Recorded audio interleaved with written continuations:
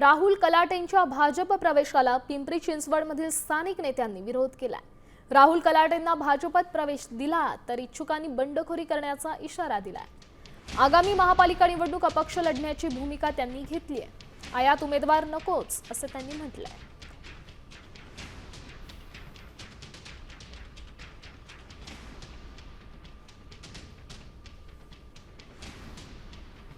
चिंचवड विधानसभा निवडणुकीत पराभूत झालेले शरद पवार गटाचे पदाधिकारी राहुल कलाटे यांनी मुख्यमंत्री देवेंद्र फडणवीस यांची भेट घेतली आहे। त्यामुळे राहुल कलाटे हे कोणत्याही क्षणी भाजपात प्रवेश करतील अशी शक्यता निर्माण झाली आहे। मात्र त्यांच्या ह्या प्रवेशाला भाजपचे जे स्थानिक पदाधिकारी असतील वाकडमधील त्यांनी विरोध केलेला आहे। आपल्यासोबत राम वाकडकर आहेत। आमचा विरोध याच्यासाठी आहे की आमच्या भारतीय जनता पार्टीमध्ये गेले 12-15 वर्षापासूनचे निष्ठावंत कार्यकर्ते आहेत।